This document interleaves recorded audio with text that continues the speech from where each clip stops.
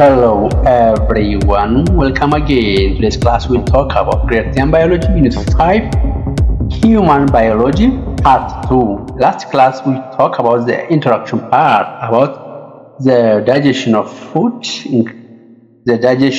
and also some parts of the digestion, the movement as the precise action, the role, the process of digestion such as ingestion, digestion, absorption, and the last egestion. And also we talk about the difference between the excretion and what? Egestion, secretion and egestion. Today's class we'll talk about what are the major digestion activities in the mouth, in the oral cavity. ነመለሽ ተማሪዎች በባለፈው ክፍላችን በባለፈው ነበረን ቆይታ የአስረኛ ክፍልን የሂውማን ባዮሎጂ ትምህርት ለማየት ሞክረን ነበረ። በዚህ ላይ የመጀመሪያውን ክፍል አይተናል። አሁን ዛሬ ደግሞ ሁለተኛውን ክፍል ለማየት እንሞክራለን። so that are the main activities that takes place in the oral cavity የሚለውን እናያለን። oral cavity ላይ ወይም ደግሞ አፋችን ውስጥ የሚከናወኑት የዳይጀሽን ፕሮሰሶች ምን አይነቶች ናቸው የሚሉትን ለማየት እንሞክራለን። just the oral cavity ላይ ምን ይከናወናል and also it's part 2 የሚለውን እናያለን። so in the oral cavity both one the physical and what chemical digestion begins. አፍ ላይ ሁለቱም ፊዚካል ኤንድ ኬሚካል ዳይጀሽኖች ይከናወናሉ ማለት ነው። ፊዚካል እና ኬሚካል ዳይጀሽኖች ይከናወናሉ። as you remember digestion can be grouped into two major groups known as digestion, also grouped into two major types of classification known as the digestions, the physical or the mechanical digestion and the chemical digestion. physical digestion ስንል ሌላ ስሙ ሌላ አንዳንድ መጽሐፍ ላይ you may get the mechanical digestion ልታገኙ ትችላላችሁ። ስለዚህ mechanical digestion እና physical digestion ስንል just we are talking about the same thing አንድ ነገር እያወራን ነው ማለት ነው። so አፍ ላይ ሁለት ነገሮች ይከናወናሉ። አንደኛው physical digestion ነው፣ ሁለተኛው ደግሞ chemical digestion ይከናወናል ነው። it is the point of entry in the mouth or the oral cavity. it is point of entry. it's point of entry ነው ማለት ነው። to mean point of entry it is just የመግቢያ ነጥብ ነው ማለት ነው። ዳይጀሽኑ ምግቡ ወደ አፍ የሚገባበት ነው። point of entry oral cavity it's known as mouth ማለታችን ነው። አፍ ማለታችን ነው። point of entry which means it's the beginning of ingestions ማለት ነው። so with the ingestion of food into the digestive system, the digestive system ምግቡ የሚገባበት መጀመሪያው መንገድ ነው። the process that takes place in the mouth includes mouth ስንል just we are talking about what oral cavity ያለው ማለታችን። ስለዚህ oral cavity ላይ ወይም ደግሞ ማውዝ ላይ ምን አይነት ዳይጀሽኖች ይከናወናሉ ስንል the first thing the food is broken down. የመጀመሪያው the food is broken down into a smaller pieces particles by what mastication. ማስቲካ ታውቃላችሁ? ማስቲካ እንዳለን አይደል? ማስቲካ ገዛ ማስቲካ ያላመጥ ምናምን mastication means ማላመጥ ማለት ነው። ስለዚህ the first thing the food is broken down into smaller particles. This is known as the physical digestion. Physical digestion ይሄ ነው ማለት ነው።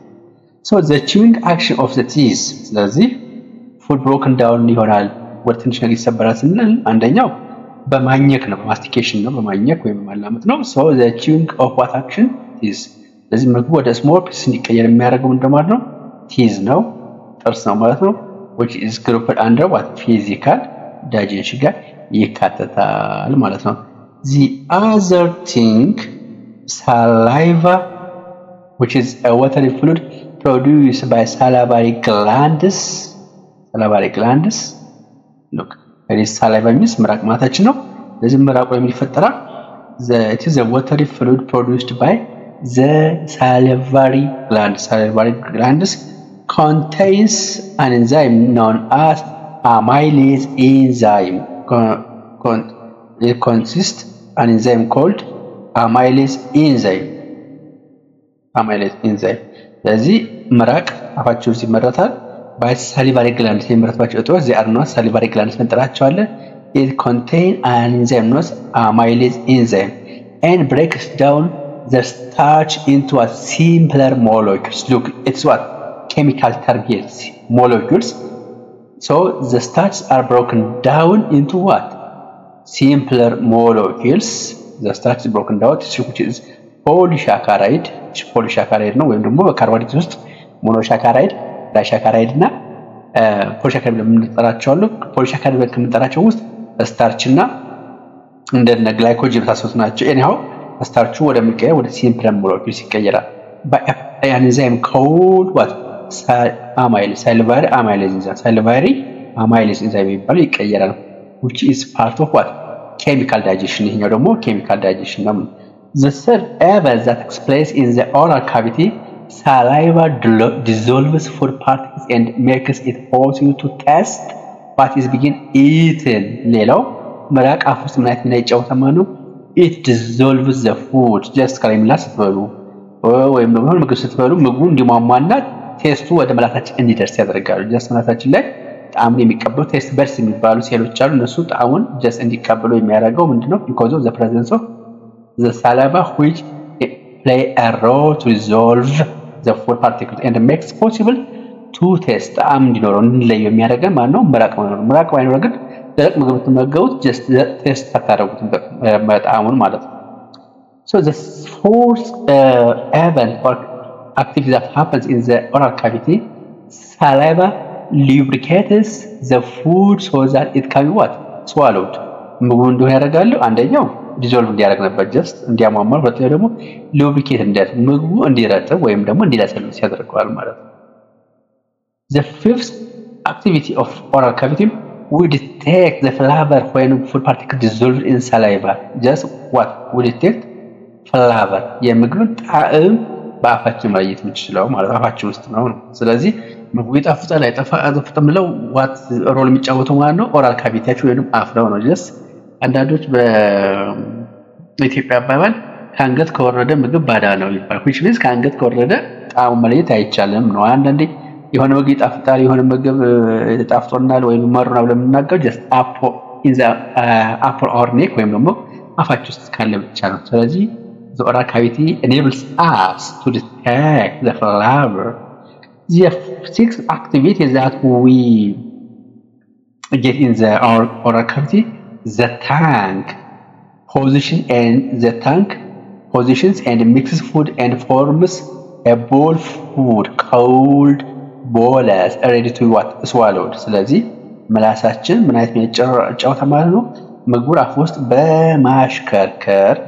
በማሽከርከር it makes to make a bowl food structure known as bolus just ምግቡ አላም ስንጨርስ ምላስ ያስተካክለዋል እንደዚህ አድርጎ ብለዋል ማለት ወደ ጉሮሮ just ጉሮሮአችን ጋር በተሽከረከረ እንዲወርድ ያድቦለታል ማለት ነው these are the main activities that happen in the oral cavity as you know the first making the bowl food which is known as bolus detecting flavor ጣዕም መለየት lubricate the food ምግቡ እንዲረጥ ማድረግ dissolve the food ምግቡ እንዲሟሟ ማድረግ and also chemical digestion እንደነ salivary amylase መታሰት እንዲከናወን and also physical digestion በጥርስ አማካኝነት ደግሞ በማስቲኬሽን አማካኝነት physical digestion እንዲከናወን ያደርጋል this is the main activity of oral cavity in the digestion of food next class we'll talk about the teeth next class ላይ ጥርሳችንስ ምን አይነት ሚና አለው የሚለውን ለማየት እንሞክራለን until then have a nice time don't forget to subscribe the channels and share to your friends ለጓደኞቻችሁ ሼር በማድረግ ቻናሉን እንድታግዙ እንጠይቃለን በሚቀጥለው ክላስ እስከምንገናኝ bye bye